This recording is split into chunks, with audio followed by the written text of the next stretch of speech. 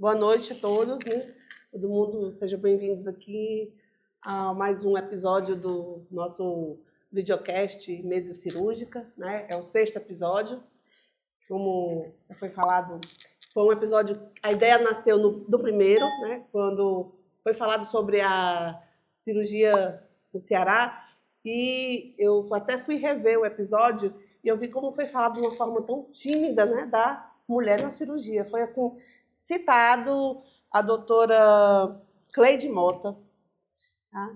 E eu também fui fazer diversos levantamentos, acho que eu perguntei a todos os chats atuais e simplesmente não aparece uma referência mesmo inicial da cirurgia, da mulher na cirurgia, né? Seja no Brasil, ele cita, né, que a primeira residente de cirurgia foi a doutora Angelina Gama, que foi em 1950.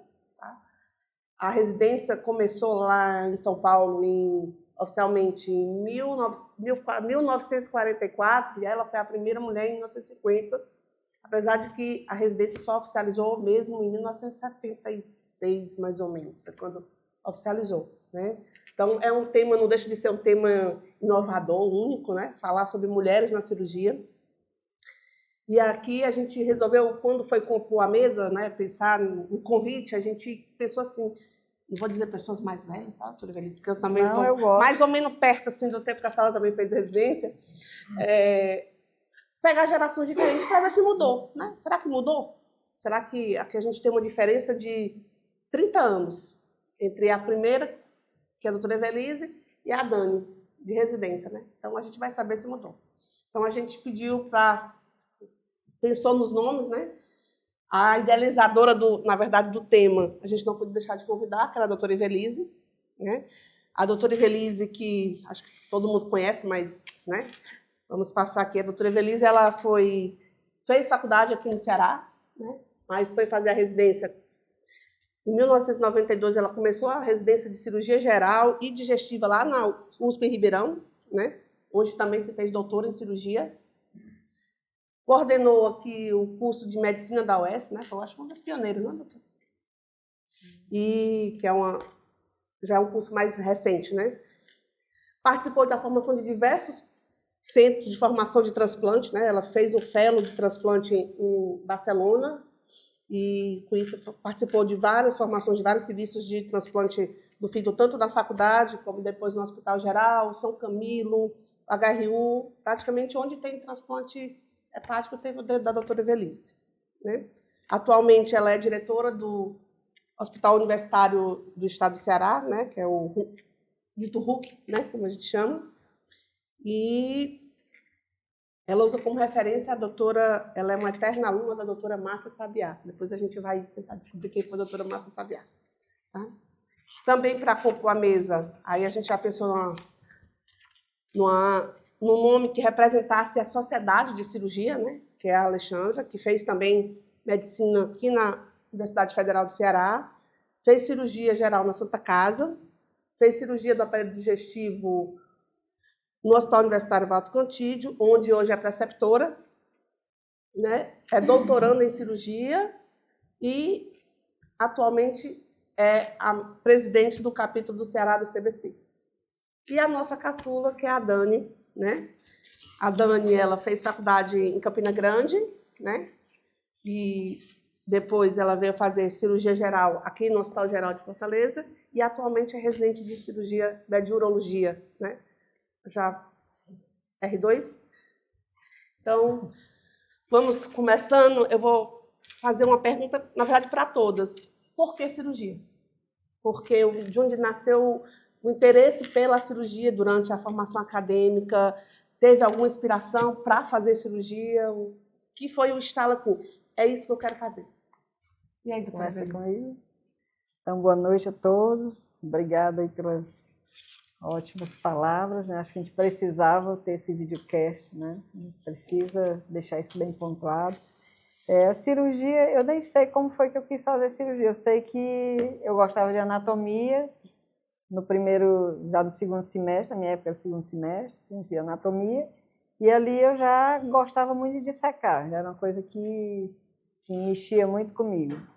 E logo depois eu fui para a Santa Casa no segundo ano, no fim do segundo ano, para o terceiro ano da faculdade, seja do quarto para o quinto semestre, por onde todos nós, né, passávamos antigamente.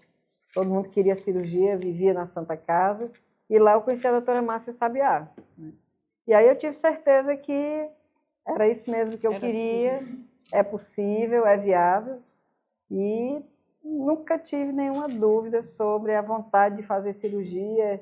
E ela foi a primeira pessoa que disse para mim assim, vá para São Paulo, sai daqui, vai para São Paulo e vai fazer fígado. Não tem ninguém que opere fígado aqui, vai fazer fígado em São Paulo. Isso eu estava ainda no segundo ano da faculdade, né?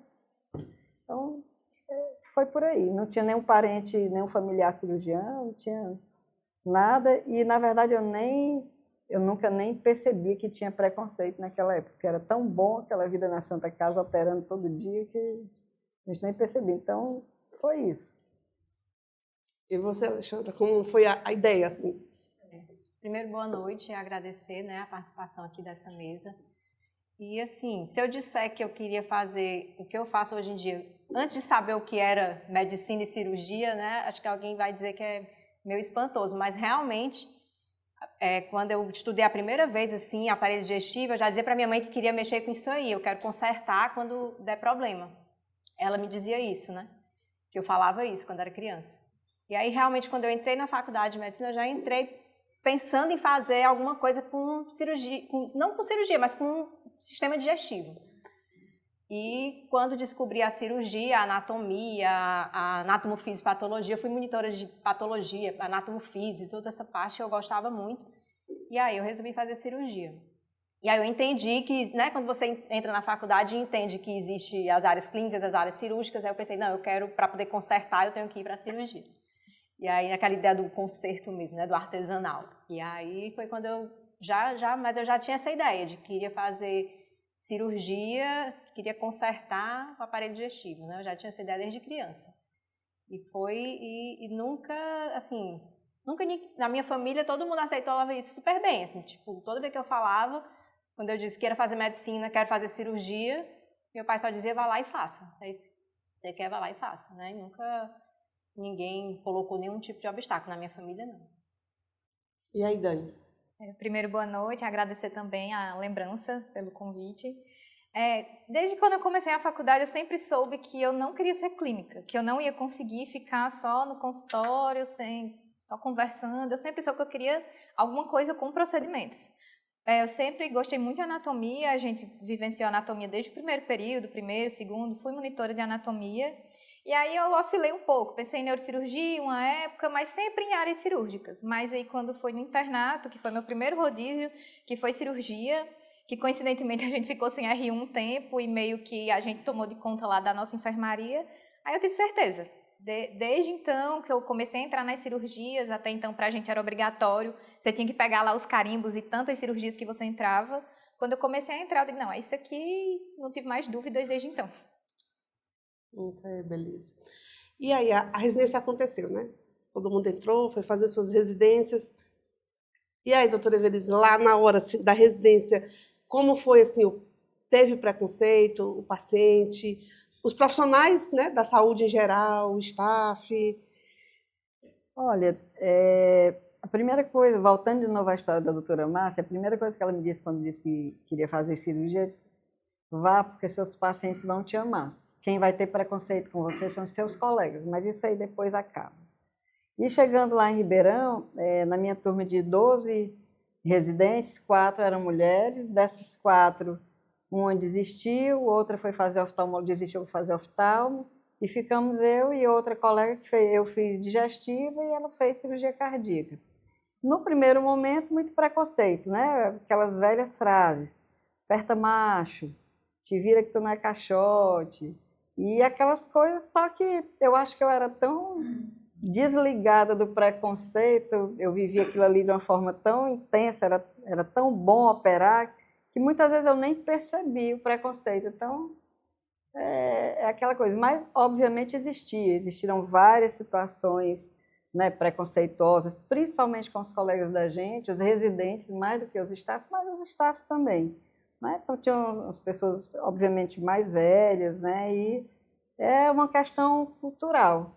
Mas era muito claro que existia o preconceito. Só que tem uma coisa interessante, que é quando você começa a trabalhar e quando você começa a dar resposta, pelo menos lá em São Paulo, eu não vivia residência aqui, mas lá em São Paulo era assim, você faz o que interessa, que é trabalhar e entregar. Então você entrega e aí as coisas mudam um pouco de figura. E aí na residência você acaba não tendo grandes problemas. Mas, obviamente, sempre ouvidos moucos, né? Porque se você ouvir tudo que é dito para você, direto ou indiretamente, você vai ficar no mimimi, né? Reclamando do preconceito. Então, assim, praticamente isso existiu, existe, ainda existe, eu ainda escuto. Com 35 anos de formada, eu ainda escuto dos meus colegas cabeça branca, né? E escuto dos residentes e vejo como é o tratamento. Ainda existe porque isso é uma coisa estrutural, né?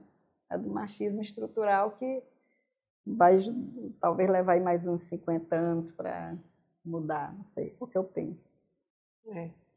E então, pensando nisso, assim, a minha diferença, doutora Evelise, são 10 anos, né, de começo de residência. Em 92, eu entrei em 2003. E eu posso dizer que eu tive preconceito porque eu fiz residência aqui no Ceará, né? E aí tem um pouco do Nordeste, é um pouco mais caloroso do preconceito. Então, assim, eu escutei de staffs aqui, você acha que isso é o lugar, né, da mulher? Nossa, o lugar da mulher não é aqui, o que você está fazendo aqui dentro? E do próprio, às vezes, do paciente que você atende, você examina, você explica a cirurgia, e no final ele olha para você e faz assim, quem é que vai operar? Né? Ou, cadê o doutor? Quando você está na emergência, né? Diz assim, e o doutor que vai me operar, qual é? Né? E aí, Dani, são mais 20 anos pela frente. Continua assim? Eu acho que por parte dos staffs, não. Tanto é que, às vezes, eu acho que a gente é até mais bem tratada em algumas situações. Pelo menos aqui eu não senti nada disso em relação aos staffs. Os staffs mesmo que estão ali com a gente todo dia, que se preocupam com o nosso aprendizado. Eventualmente, um plantonista ou outro que a gente cruza ali na emergência, solta algum comentário, mas que, enfim, a gente não vai se importar, como o doutor Evelise diz, ouvidos moucos. Ou leva na brincadeira como... Ou manda fazer uma, né, caneca. Um caos interessante, né, da caneca das garotas, né? Se você quiser depois passar para mostrar para a gente como é que foi, assim, sem citar nomes, a gente só conta o caos para entender como o preconceito ali ainda existe. Mas, né? assim, por parte dos pacientes, eu acho que é uma coisa estrutural, não tem como. Ainda mais numa especialidade ainda, se cirurgia é uma especialidade masculina, imagine urologia. Não, né? na uro eu já perdi as contas de quantas vezes eu ouvi a pergunta, e mulher pode ser urologista? Não é nem assim, se pode, porque eu acho que tem muita gente que acha que nem poder, que é algo exclusivamente masculino. Muitas vezes os pacientes entram no consultório e cadê o urologista? Não, vai ser comigo. Aí, às vezes é mais por desinformação do que propriamente preconceito. Mas você sente que tem preconceito, assim, de algumas partes. Não só como urologista, mas como cirurgiã mesmo. Recentemente eu fui dar um plantão num hospital novo, que o pessoal não conhecia. Fui com uma colega formada junto comigo. E aí nós fizemos uma cirurgia. Quando a cirurgia terminou, um colega que estava lá, o técnico, ele olhou pra gente e falou que eu não achei que vocês fossem conseguir. A gente ouviu isso e, tipo, era uma cirurgia que era fechar uma peritoneostomia. Não era nada extremamente complexo. E a gente ouviu esse comentário. E são comentários, assim, que a gente vai ouvindo, né? É isso aí. E, Alexandre, você, assim, como foi ser a primeira presidente do CBC? A primeira mulher representando o CBC, uma sociedade inteira sendo representada por uma mulher. Como você se sentiu? Eu vou voltar um pouquinho, porque esse negócio de ser o primeiro é meio que me persegue, né? Eu entendo bem, eu entendo. Voltando em relação à residência, né? Eu fui a primeira residente mulher na Santa Casa. Já tinha várias turmas de residentes, homens, né? E eu fui a primeira mulher. E foi um evento. Assim, eu cheguei, foi um evento. Estavam todos lá me esperando, né? Assim, auxiliar do centro cirúrgico, da enfermaria. Porque era a primeira mulher e eles queriam saber como era que ia ser uma mulher cirurgiã, não sei o quê. E já existiam outras mulheres cirurgiãs no estado, mas lá na Santa Casa não tinha residente, né? Assim, a turma atual lá não tinha residente. E aí eu cheguei e foi esse evento, né? E fui muito bem recebida, né? Assim, na figura do Dr. Ribeiro, né? Faço até aqui essa homenagem a ele. Ele me deixou extremamente à vontade com essa ideia, né? Você vai ser a primeira residente mulher a chegar aqui e tudo. Ele me deixou muito à vontade, sempre foi muito receptivo, a equipe toda, né? Meu R igual, né? Nós éramos 2 residentes, 2 R1s e 2 R2. Os meus R+, e o meu R igual foram extremamente receptivos também. Mas se eu disser que não houve algumas posturas, né, machistas e preconceituosas, eu estaria mentindo. Né? Realmente, alguns staffs lá, assim, não entendiam. Tem uma menina agora aqui, né, entre a gente. E lá era um hospital que não tinha estrutura nenhuma para ter uma mulher cirurgiã, assim, porque tudo lá era só um repouso, um banheiro, a sala de pressão era pequena, só tinha aquele banheiro, era assim, e ainda tinha escrito banheiro masculino. A gente era um banheiro só, não sei para que esse masculino, né? Mas era banheiro masculino. Até o banheiro tinha preconceito. O repouso era repouso masculino, não tinha nada, né? E alguns staffs, né, assim, dos residentes, dos funcionários, acho que a Santa Casa sempre foi conhecida por ter funcionários extremamente receptivos, né, a estudantes, a residentes e tudo. E até em relação à doutora Márcia Sabiá, que a doutora Evelise falou, quando eu cheguei lá, que eu vi que é o nome do centro cirúrgico de lá, eu pensei, aqui vai dar certo. Né, porque você chega, apesar de você ser a primeira residente mulher e tá todo mundo naquela expectativa, quando eu cheguei, o nome do centro cirúrgico da Santa Casa é a doutora Márcia Sabiá. Então eu disse, e todo mundo lá fala dela com uma admiração, um carinho, uma nostalgia tão grande que eu disse, acho que aqui é o meu lugar, né? Aqui vai dar certo essa residência dessa forma, né? E aí, quando eu terminei lá, eu fui para o HU e, de novo, fui a primeira mulher residente da cirurgia digestiva, né? Só que o HU já tinha figuras femininas muito fortes, e aí foi muito mais fácil, principalmente com a equipe e tudo, porque lá, apesar de oficialmente na residência não ter tido nenhuma mulher ainda na residência de cirurgia, mas já tinha figuras femininas muito fortes lá, né? Incluindo a doutora Ania, que já era staff, então ela já tinha uma visão diferente do que era a residência, da mulher na cirurgia, né? Então, tudo isso. E em relação ao CBC, eu sempre fui muito próxima à questão do academicismo, sempre gostei muito do tradicionalismo, né? Então eu fui aquela pessoa que na residência eu já era aspirante do CBC, né? E aí eu fui membro aspirante, fui membro adjunto, passei todos aqueles, até chegar membro titular, e doutor Eládio, juntamente com o doutor Gleidson, que na época era o mestre do Norte-Nordeste, né? Do setor Nordeste, e o Eládio Neto, que era o atual, né, estava terminando a gestão, eles pensaram no meu nome, porque eu tinha tido já toda essa linha de passagem dentro do CBC, desde aspirante, participava dos eventos do CBC sempre que possível, estava sempre lá junto e sempre tentava, e estava sempre nessa questão da preceptoria, de reuniões da Coreme, tudo isso, aí eles pensaram no meu nome. E foi interessante porque eles pensaram no meu nome, não pensaram nem assim, é a mulher, vai ser a primeira mulher, né? Na verdade foi a pessoal da secretaria, da burocracia que disse, nunca tinha tido uma mulher, ela vai ser a primeira mulher. Mas eu achei muito bom isso, porque eles pensaram no meu nome, independente de gênero, né? Eles pensaram, a Alexandra, pelo academicismo, pelo que ela faz com a residência médica, e não pensando em ser assim, vamos colocar uma mulher, né? Não foi assim que eles pensaram. E isso é muito bom, porque a gente passa, né, assim, você transcende essa ideia do gênero, né? Não fica tão feminismo, né, também? Não fica tão feminismo, não fica assim, ela foi porque nunca tinha tido uma mulher, vamos colocar uma mulher para ser, né, mestre. Então, na verdade, é muito bom quando a gente o nome se torna, né, se tornar a pessoa e transcende essa questão do gênero. Então, para mim foi uma grande honra, né, quando eles me convidaram, porque a gente está tentando trazer de volta o CBC, porque no Ceará a gente estava, né, assim, o exercício do CBC que estava muito fraco, e a gente está tentando resgatar, trazer de volta, né, a força que o CBC tinha algum tempo atrás. E quando a gente fala um pouco agora, saindo um pouco do academicismo, da prática da medicina, vamos falar um pouquinho da parte de gestão, né? Doutora Evelise, e entrar na gestão, ser diretora, ser coordenadora, a mulher fazer esse papel.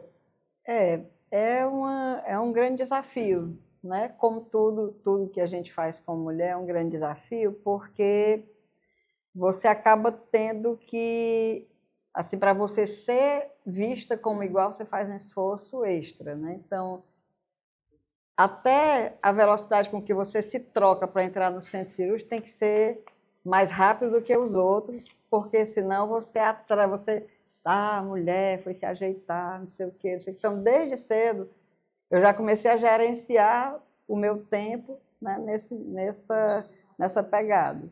Deixei de usar meu tênis, porque eu achava que demorava, comecei a usar sapatilha por Pois causa disso. Então, assim, hoje já não tem muito isso, não, mas tinha até isso levado em consideração. E aí, quando você vai pensar na gestão, é muito importante que a gente enxergue a gestão como uma oportunidade de se colocar também, né, enquanto mulher, porque, no fundo, o gestor ele começa a dar um pouco mais de equidade para as pessoas. Ele tem a oportunidade, se ele quiser, promover a equidade. Então, sim, os meus cargos... Hoje, eu tenho colegas de turma que até hoje eles me chamam de chefinha. Né? Por que chefinha? Porque eu era chefe dos acadêmicos da Santa Casa, né? Lá atrás, quando acadêmico... Então, desde lá, já tinha um pouco essa pegada da gestão. Eu sempre gostei da gestão. E aí, o meu primeiro cargo de gestão foi esse, de acadêmico, da Santa Casa. Depois, o outro cargo de gestão foi chefe da minha lanchonete na faculdade, que eu tinha lanchonete na faculdade. Depois, o cargo seguinte já foi, né, depois da residência, já quando eu voltei para cá e entrei na UES, a coordenação de curso, direção de centro. E eu já tinha sido cogitada para ser diretora do HGF e houve uma movimentação aí meio que a gente não sabe como é que foi. Eu estava já com o blazer para conversar com o Cabeto dentro do carro esperando sair me chamar. E houve um movimento que ninguém sabe qual foi e houve uma decisão por outros nomes. E eu dei graças a Deus, porque tudo é muito bem feito, né? Porque eu ia pegar a gestão da HGF na pandemia, e aí ia ser punk, né? E aí o tempo passou, aí eu passei a ser diretora do Centro de Ciências da Saúde da UES, foi uma eleição também bem acirrada, mas a gente conseguiu ter aí uns 75% de votação em todas as categorias, né? Dos servidores, os funcionários, os docentes e os discentes.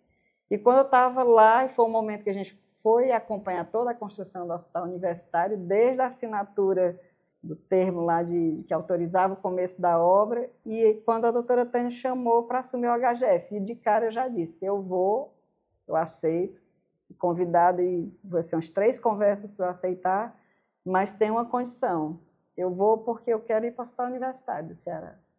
Foi um acordo, foi assim, se não fizer eu não vou, eu ia, de todo jeito eu ia, né?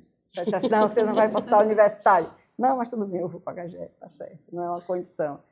E lá foi um grande aprendizado, né? Porque aí a gente realmente passa a gerenciar as especialidades cirúrgicas, começa a enxergar um pouco como é que a coisa é por dentro, é diferente, né? Você, da cadeira da gestão... O enlace é muito grande, muita coisa. É muita coisa, né? Então você tem que negociar muito.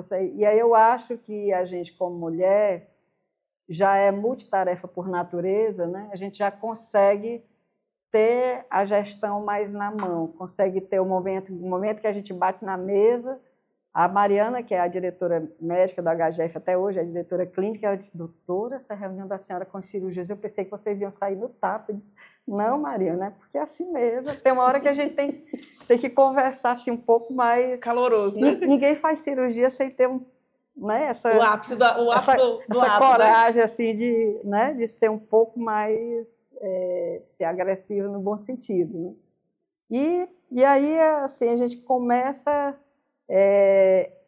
aí lá eu comecei a enxergar realmente qual era a importância de, como mulher, estar na gestão. Porque eu nunca liguei muito para preconceito, não. Sinceramente, eu nunca liguei. Quem quiser ter preconceito, que tem. Eu estou seguindo em frente.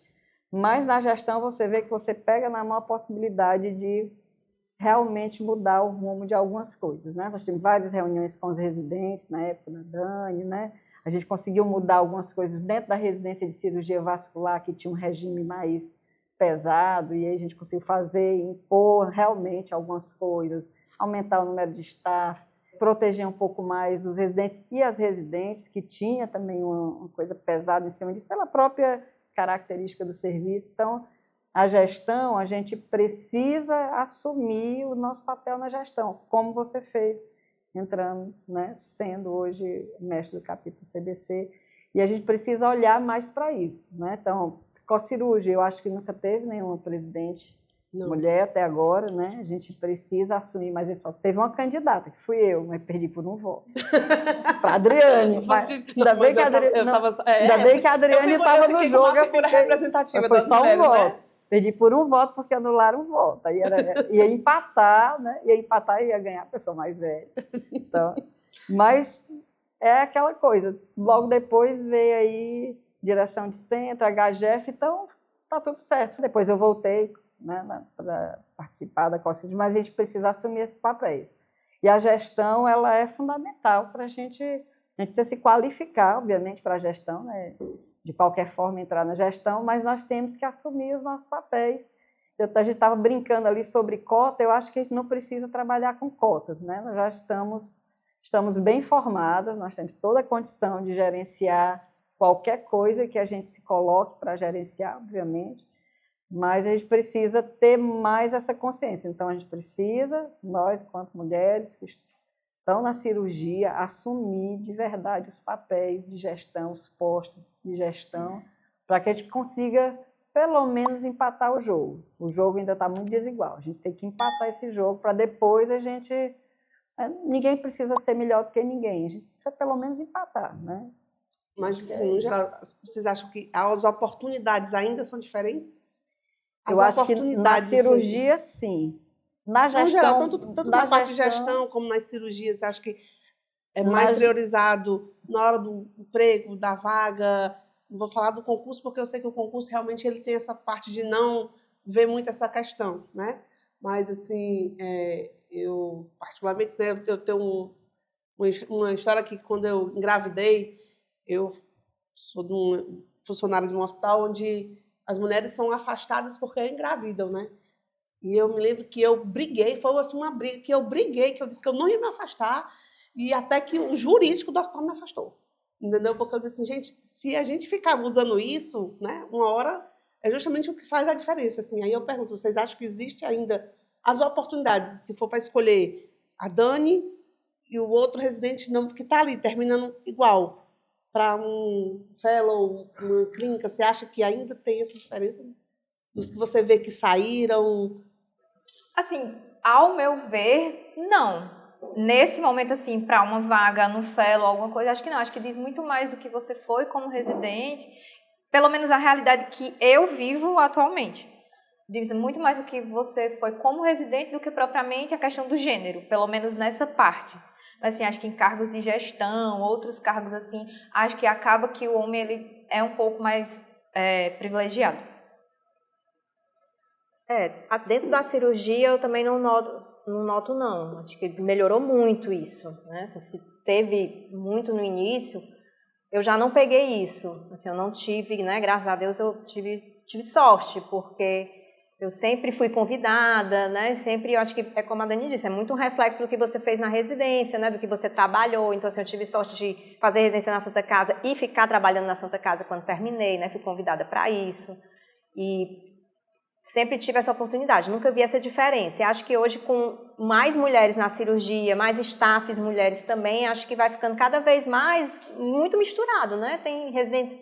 Tem serviços, tem mais residentes mulheres do que residentes homens, né? Então, no meu ano, das 8 vagas, 6 fomos mulheres e 2 homens. E ainda era o que tinha cirurgia básica, então, das R3 éramos 4 mulheres. Pois é, a gente sai da minha época, que eu fui a primeira residente a ocupar o posto de residente de cirurgia digestiva, para atualmente nós temos lá 4 residentes, são 4 mulheres.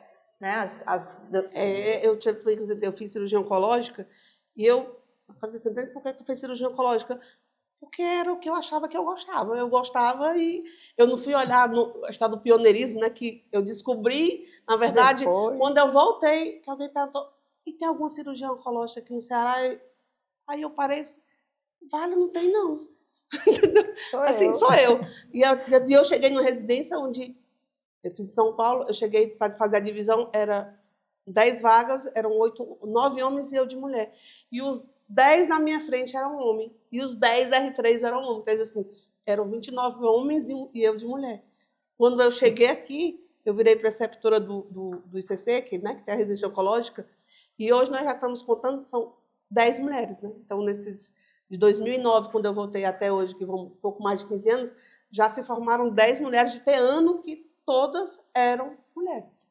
Então, assim, a gente demorou, mas também quando a gente engatou a marcha, a gente foi dominando as vagas e as residências. Eu acho que a gente tem que olhar para os números. Né? Então, nos cargos de gestão, de cirurgia, nas coordenações, chefias de serviço, quem são os chefes de serviço mulher no estado do Ceará? Ânia, você, eu no transplante. Quem são os chefes de serviço? Quem são os presidentes de cooperativas ligadas a cirúrgicas no estado? Quantos? Né? Assim, as direções dos grandes hospitais também foram postas. O César Casa foi a primeira mulher diretora do César Casa. Nunca tinha tido mulher como diretora-geral do César Casa. E foi recente, né? Foi recente, foi uma passagem rápida por lá. Então, quando a gente olha para os números, a gente vê realmente que, ok, as coisas melhoraram, né? Mas ainda tem muito. Então, assim, 10 residentes de oncologia, de cirurgia oncológica, é nada no universo. Né? Então, a gente precisa olhar para isso com um pouco mais de proatividade. Então, lá no Hospital Universitário do Ceará, a gente vai ter agora o Dia da Mulher e a gente está fazendo um levantamento quantas mulheres a gente tem em cargos de gestão. E aí, lá nos cargos de gestão, exceto os cargos das especialidades cirúrgicas, nós temos predominantemente mulheres no cargo de gestão. Não foi assim uma escolha deliberada da direção. Foi por talentos mesmo. Né? Por mérito, né? Por mérito. E aí, porque, na verdade, assim, a história de que o homem ele não só feminista, tá? Mas o homem, ele tem aquela coisa de só faz uma coisa de cada vez, né? Então, ele já se irrita com a gente porque a gente consegue fazer 3 coisas ao mesmo tempo, né? Pensar. E aí, assim, nas nossas multifunções, né? Como foi ser mãe cirurgiã? Espetacular. Ainda mais do transplante, que a gente só transplanta de noite, era uma beleza. O menino dorme, você vai trabalhar, quando ele acorda, você já está lá de novo, ninguém nem nota que você saiu. Mas, assim, brincadeira à parte, para mim era uma coisa... Eu, como quase tudo, eu não tinha pensado muito em ser mãe até quase que a prorrogação, né? O último tempo. E depois que meu filho nasceu, você começa a enxergar melhor algumas coisas. Né? Primeira coisa é como você formar um homem sem preconceito, que é o que é a próxima geração. Eu acho que o mundo ainda é dos homens. Mas eu tinha certeza que isso não ia me afetar, porque, mais uma vez, falando da doutora Márcia Sabiá, a doutora Márcia é uma cirurgiã que foi formada em 78, né? Foi residente da Santa Casa do Dr. Morano, né? Residente do Dr. Morano. Nossa. Foi o nosso professor de anatomia. Quando não existia ainda residência, era um estágio, né? Na verdade não era residência. E a doutora Márcia, ela operava tudo, né? inclusive oncologia. Entrei com ela em mastectomia. Só com ela eu auxiliei como estudante 540 cirurgias anotadas no papel, só com ela. E a doutora Márcia tinha 4 filhos. 2 filhos, quando eu a conheci, ela já tinha 2 filhos, né? Com uma única trompa, porque ela teve uma tubária rota e perdeu, então, com uma só. Ela já tinha 2, e durante o período que eu acompanhei, ela chegou ao 4º filho. E com ela tocava acordeon, violão, fazia as festas da Santa Casa. A história de ser multifunções, né? Era multifunções. Ela fazia as festas da Santa Casa, foi presidente do Centro de Estudos, operava, tricotava ali enquanto a enfermeira dava sala para todo mundo, menos para ela, mas ela não saía, ficava ali, eu só saio daqui quando me der sala. Tá bom, eu vou ficar, eu não vou desistir. Então, fazia as festas de aniversário, ela mesma, eu cansei de ir na casa dela ajudar a fazer docinho, fazer lembrancinha, ela fazia a festa completa. Então, assim, era a melhor cirurgiã, tecnicamente, que eu conhecia, era melhor do que todos os caras que operavam na época, todos, não tenho dúvida disso, assim, não estou falando por paixão. Eu era conhecida como a filha da doutora Márcia, né? Tão colada que eu vivia a minha faculdade com ela. Aprendi quase tudo de cirurgia com ela, entendeu? E aí, assim, para mim, eu não achava que aquilo ia ser um trabalho. Quando às vezes eu falei, o filho dá trabalho, não dá, é o natural, você tem que criar a criatura, né? Então, para mim, foi uma das... Você cria o residente, muito mais trabalhoso, né? Trabalhoso Cuidar de menino grande, né? Cuidar de menino grande dá mais trabalho, né? Não? Então, assim, para mim foi espetacular. E eu só não tive mais filhos, porque não deu tempo. Meu filho nasceu, eu tinha 39 anos, e aí não deu mais tempo. Mas se eu soubesse que era tão bom, acho que eu teria tido os mesmos do parto da doutora Márcia. E se hoje a gente fosse vocês acham que então que tem algo a melhorar para a cirurgia? O que vocês acham que pode melhorar? O que pode ser melhor para que nosso convívio na cirurgia seja cada vez mais engrandecedor e a gente se sinta mais à vontade de estar lá?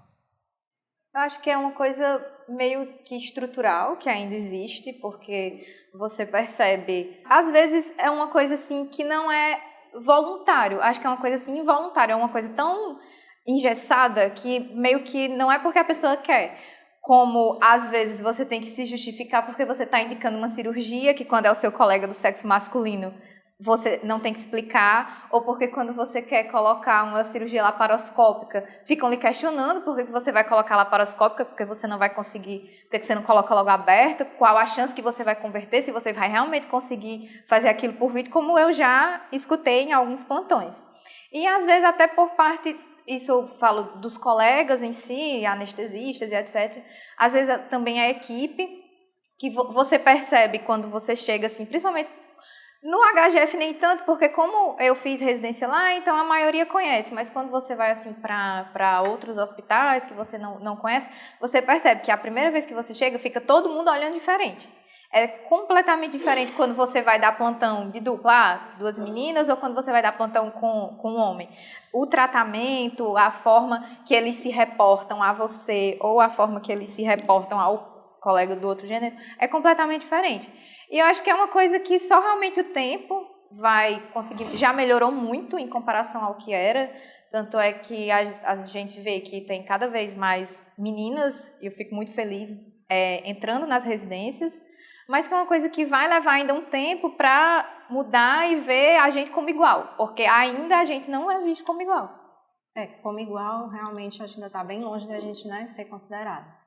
Eu acho que a primeira coisa que a gente tem que ter é a própria mulher acreditar que é possível, né? Que às vezes acontece muito isso da pessoa ficar questionando e no começo você já está inseguro, saindo de uma residência. E isso pode ser tanto o homem ou a mulher, o residente, quando ele sai como cirurgião, ele já sai inseguro. Novo, né? Vai para um hospital novo, vai operar aquele paciente ali, às vezes uma cirurgia que ele já fez várias vezes na residência, mas é a primeira vez que ele vai fazer sozinho. E aí ele é questionado, ele já fica, imagina, a gente, que é questionado uma vida inteira, às vezes, né? Tem que provar sempre que é igual, que pode fazer também, que pode operar no mesmo tempo, que tem a mesma habilidade. Então, aquilo às vezes já trava. Então, a primeira coisa é a gente acreditar que vai dar certo, né? Que a gente não deve desistir. E outra coisa que eu sempre falo muito, que eu acho que eu não sei se vocês concordam, mas eu percebo muito mais o preconceito de outras mulheres do que dos próprios homens, principalmente assim, dentro do centro cirúrgico. Então, para mim, foi muito mais difícil quebrar a parede que existia entre mim e as auxiliares, as instrumentadoras, do que com os próprios colegas de trabalho. Sim.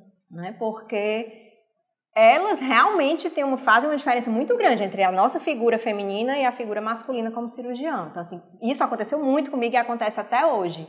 O que pode melhorar, eu acho que as mulheres se apoiarem mais, né? Sempre, estenderem a mão umas para as outras e acreditar que ela é possível, que ela é capaz, porque eu me sinto muito mais acuada quando realmente eu sinto esse preconceito de outra mulher, né? Da instrumentadora, da enfermeira do centro cirúrgico, que dá a sala para todo mundo e não dá a sala para você, né?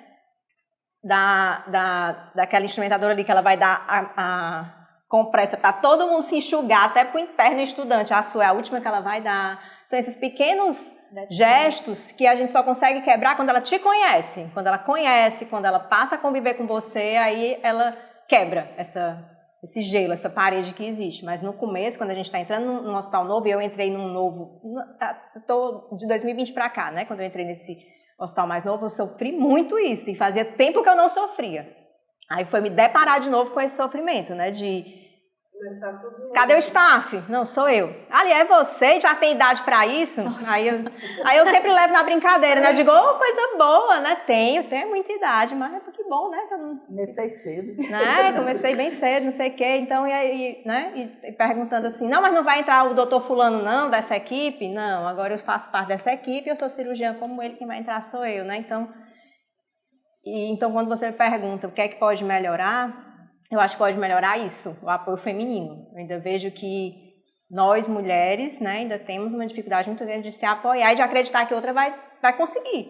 Né? Então, no momento que a gente se apoiar, que a gente disser assim, não, eu vou encaminhar para outras mulheres, eu vou dar chance para outras mulheres, como a doutora Beliz disse, eu vou fazer parte da gestão para eu poder, né, chamar as mulheres para a gestão também, eu acho que é isso que tem que melhorar ainda. Agora, isso aí é um processo, né? E até falando em relação a por que às vezes a gente não aceita tanto esses cargos de gestão, é porque, pelo menos eu falo isso por mim, às vezes já foi uma batalha tão grande que quando você está no seu momento mais confortável aqui, terminei minhas residências, agora já estou aqui nos meus empregos, todo mundo já me conhece, aí vem uma pessoa e lhe oferece uma gestão, você diz, não, né, me deixa aqui um pouquinho nesse meu momento de conforto, porque aí eu vou ter que, né, então, vai ser tanta luta, tanta briga. Então, assim, eu admiro, né, pessoas como a doutora Belize que aceitam, e eu realmente ainda recuo muito com essa questão da gestão, com esses desafios, porque às vezes a gente pensa assim, não, tá tão bom aqui, assim, as pessoas todas me conhecem, né, porque já estou aqui meio confortável, e quando você assume esse papel, é de novo uma briga, de novo, né, você ter que... se provar de novo, né, às vezes foi tanta provação já de tantos anos que às vezes você recua. Mas a gente não pode recuar, acho que tem que aceitar mesmo. Quanto mais mulheres nos cargos de gestão, no cargo de direção, né, melhor vai ser para a gente trazer essa igualdade, né? E aí, assim, acredito que todo mundo é muito feliz e realizado com as escolhas que fizeram na vida.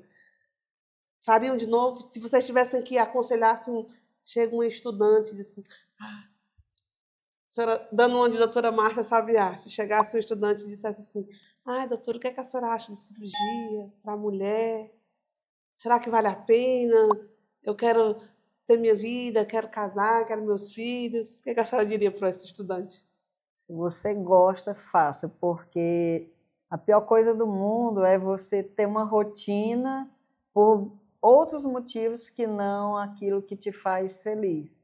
Agora, é preciso saber dosar, né? Assim, saber dosar o que é que você quer com aquilo ali. Então, dosar um pouquinho a vaidade da gente estar lá na posição de chefe, de coordenação, saber o momento de delegar, o momento de passar para outro, né? No caso, quando você assume uma gestão, no meu caso, agora assumi a direção do hospital, passei para o André a coordenação do transplante, é você ter a coragem também de delegar no momento certo. Você é o gestor da sua vida, você tem que saber o quanto você quer trabalhar, em que horas você quer trabalhar, como você quer fazer. Mas eu não me vejo fazendo outra... Hoje, agora, já me vejo fazendo gestão, né? Mas assim, eu não me vejo, enquanto médica, fazendo outra coisa que não seja cirurgia. Porque é o nosso dia a dia. É impossível você escolher uma especialidade que vai chegar um momento e você diz, eu vou de novo para aquele lugar, meu Deus do céu. Aí, às vezes você está de madrugada chamado para um transplante, tipo 1h da manhã, e diz, puxa vida, 1h da manhã. E quando você chega lá, tudo se transforma, acabou. Parece 8h da manhã, é só né? Felicidade, né? Então, quando você faz aquilo que você quer, seja lá o que for, você tem que fazer o que você gosta, porque é para a vida toda. Eu estava até mostrando aquele vídeo quando eu saio de casa, eu ainda dou 2 plantões noturnos e o meu menino ele é extremamente apegado, porque ele tem 4 anos e meio e ele chora até hoje para eu sair. Mas, assim, eu digo que ele sofre muito mais do que eu. Porque, assim, eu tento transparecer. É o trabalho da mamãe, a mãe vai, a mãe volta, né? A mãe de manhã, quando for na hora do colégio, eu vou lhe deixar. Mas eu juro pra você, eu dou plantão, eu digo assim, eu sou feliz no plantão. com todos os percalços, por exemplo, que deu o plantão do HGF, com aquele corredor, mas eu digo que eu sou feliz naquele plantão. Sabe assim, na hora que a gente vai para o centro cirúrgico, pode ser a hora que for, né? Assim, a gente fica lá, tá cansado, mas na hora que a gente passa assim, é como eu disse, parece que 3 horas da manhã é 10 horas da manhã, tá tudo maravilhoso. Então, eu acho que realmente assim, é o fazer o que gosta, né? Eu digo, eu não consigo não fazer o que eu gosto, que é a cirurgia. Eu tenho uma coisa que eu digo que, assim, quem é muito próximo de mim sabe, que eu sempre digo assim, ai meu Deus, eu tô muito estressada, eu preciso operar. Porque é assim, tipo, ali eu esqueço tudo, é o meu momento, eu só vivo para aquilo ali. Então, assim, quando eu tô muito aperreada e muito estressada com alguma coisa, eu sempre digo, eu tô precisando operar. Porque... E válvula de escape, né? não me vejo fazendo realmente outra coisa. O que parece para os outros um momento estressante, né? Todo mundo pergunta, deve ser tão estressante operar? Não, é lógico, existem cirurgias que você fica com um nível de estresse, mas no nosso dia a dia, normalmente, é um momento que a gente esquece tudo, né? Começa a ficar aquele momento prazeroso, que você conversa, fala sobre outras coisas, e ali se acalma e faz sua cirurgia, né? Sem estresse. E aí, Dani, se chegasse assim, as internas no colo, lá no HGF, e aí, Dani, o que é que tu acha de fazer cirurgia? Sem dúvidas. Assim, eu acho que fazer cirurgia foi uma das melhores escolhas que eu fiz na minha vida. Embora muito novinha em relação a tudo, muito pouca experiência. Mas, assim, eu não me vejo fazendo outra coisa que não cirurgia. Nunca tive dúvidas desde que eu entrei na residência. Nunca pensei em desistir. Tive dúvidas quanto ao local no começo, mas depois, assim, também... Não me arrependo, foi uma das melhores escolhas ter vindo para o Ceará, ter vindo para o HGF. E assim, uma coisa não impede a outra. Lógico que na residência seu tempo não é muito seu, obviamente. Então, assim, a gente não pode tirar aqueles 3 anos, 6 anos de residência que vai ser o resto da sua vida, não vai. É tudo uma questão de prioridade, de organização e de você saber o que você quer fazer e como você quer fazer. O fato de ser cirurgiã não vai impedir de ter uma vida pessoal, de ter uma família, de casar, de ter filhos. Uma coisa não vai anular a outra. Então, assim, se quiser fazer, se gosta, não tenho dúvidas e recomendo fazer. E vou fazer uma pergunta assim, quando eu fiz o convite, né, que eu liguei para convidar cada uma, assim, quando eu falei o tema, assim, mulheres na cirurgia, se você fosse resumir numa palavra, quando eu falei o tema, você diria o quê? Finalmente, né? Finalmente a gente vai botar alguma coisa no ar, porque... E aí que eu fui fazer uma Como revisão... eu fui, doutora, eu fui fazer pesquisa, eu entrei em todos os Não negócios tem. para olhar podcast de cirurgia, mulher cirurgia, eu fiz cruzamento de todas as possibilidades. Não apareceu, simplesmente não quase aparece. nada. Não aparece, Quase parece nada. que mulher...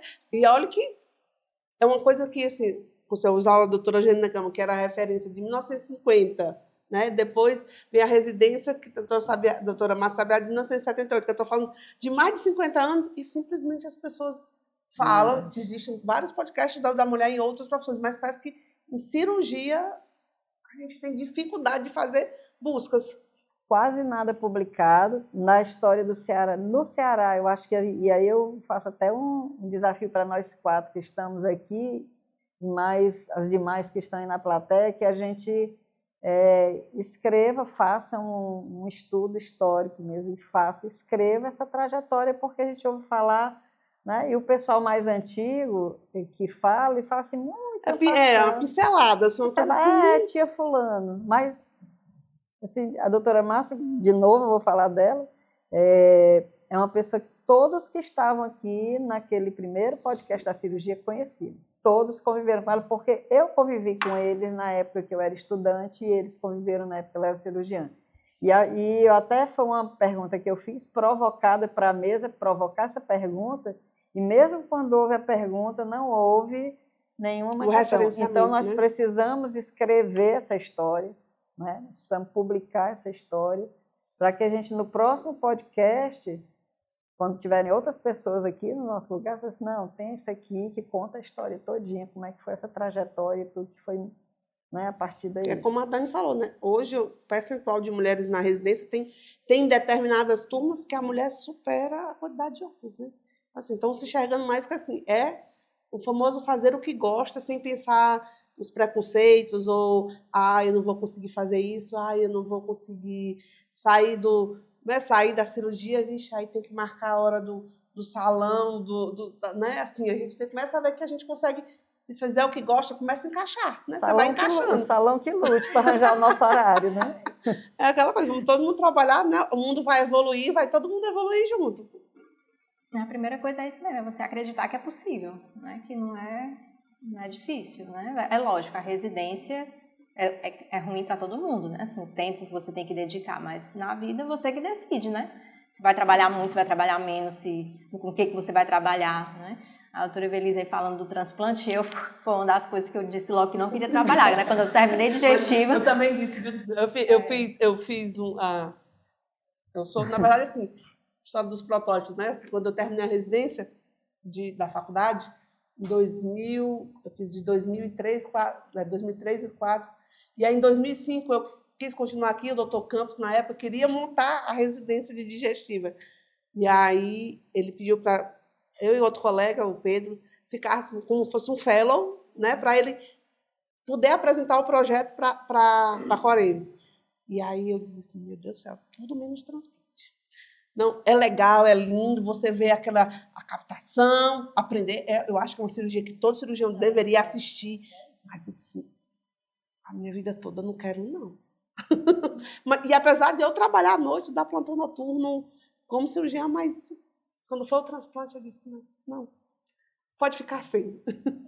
O doutor Wiggins, na época, perguntou, não tinha, né, ainda a residência oficial, né, do transplante. Quando eu terminei, ele disse, vamos ficar aqui no serviço, né, vamos ficar na captação. Aí eu disse, o senhor me peça qualquer coisa, né, mas não me peça para ficar no transplante, porque eu não sou aquela pessoa que me dou muito com sobreaviso. Eu prefiro dar um plantão, mas sobreaviso, assim, de estar naquela expectativa, se vai ter, se não vai ter. A incerteza não dá muito para mim. Aí eu disse logo, mas assim, realmente é uma cirurgia maravilhosa, assim, aquela coisa, na hora de ir na madrugada é ruim, quando você chega lá, realmente que você participa da cirurgia é muito bom, mas para fazer para a vida toda, aí muita gente me pergunta, né, que quer fazer digestiva, vem perguntar, mas e o transplante? Aí a pessoa às vezes nem sabe que o transplante é opcional, né, que na digestiva você tem várias coisas que você pode fazer, né, você pode trabalhar com bariátrica, com transplante, com oncologia, com o que você quiser, inclusive trabalhar só com geral, fazer hernia de vesícula, se você só quiser isso, né, então assim...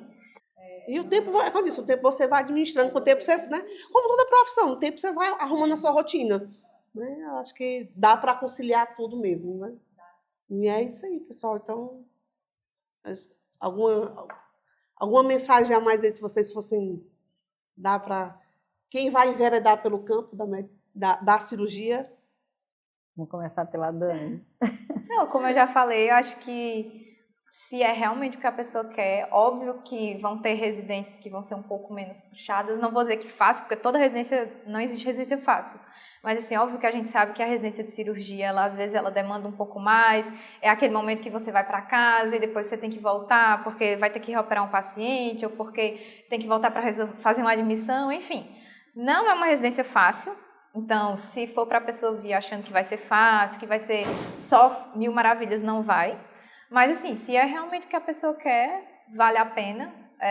Eu, particularmente falando, e acho que todas que estão aqui compartilham também dessa opinião, sou muito feliz fazendo o que eu faço, sou muito feliz no meu plantão noturno na HGF, por mais que seja caótico, por mais que às vezes a gente passe a noite inteira acordado, que tenha que brigar, literalmente brigar para colocar um paciente em sala, mas, assim, sou muito feliz fazendo o que eu faço.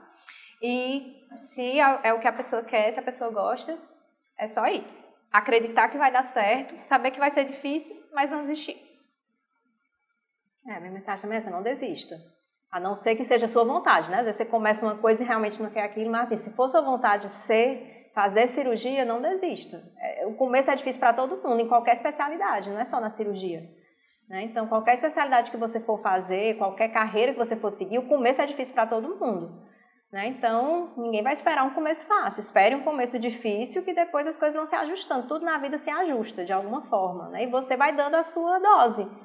Né? Então, você vai trabalhar, vai ter um trabalho muito intenso durante a sua formação, e isso é até necessário em qualquer área médica, em qualquer área da vida, na verdade, você tem que se formar muito bem, então você tem que se dedicar ali durante a residência para se formar bem, independente de ser cirurgia ou de ser uma outra especialidade não cirúrgica.